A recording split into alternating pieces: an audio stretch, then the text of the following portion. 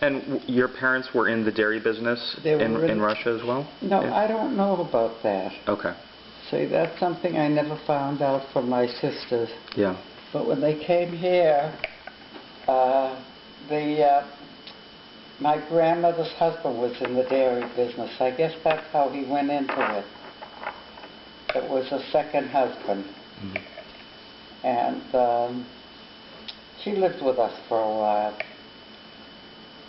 My grandmother. She came over as well. I didn't know that. Oh, yeah, well, she came over as well, yeah, before.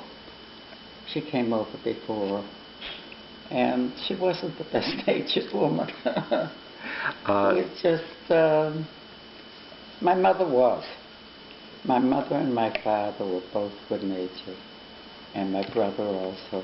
What else do you remember about them? My folks? Yeah. Well... But did they speak English, or did you speak Yiddish at home? Broken English. Mm-hmm. Yeah, they spoke broken English. My mother spoke a little better than my father. And when we moved to County Road, he used to walk 3 miles every morning to the farm to make sure the cows got fed early, until I was able to buy a car.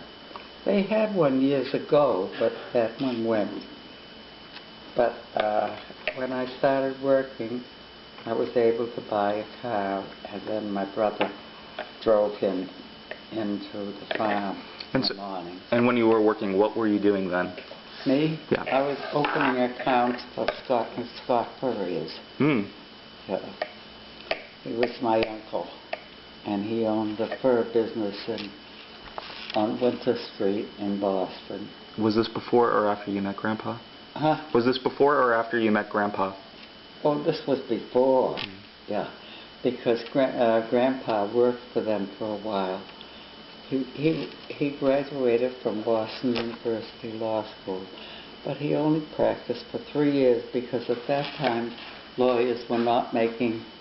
In college. Oh, he went to Boston College for law school. He went to Boston University for his undergraduate degree. For his previous. Right. Okay. But then he went to Boston College Law School. Right. Okay. I mix it up too. Yeah, and he practiced law for 3 years. His brother also did that, but his brother remained a lawyer, and lawyers really weren't making any money at that time. So he had an opportunity to work for my uncle in the fur business. So he did that for a while. And until we bought our own business, we met Mr. Stefano in Revere, and he had a place in Worcester for sale. So we bought that place from him, and eventually we moved to Worcester. My brother hated to move, but he was so used to Chelsea, you know. But he got used to it, and we moved to Worcester in 1952.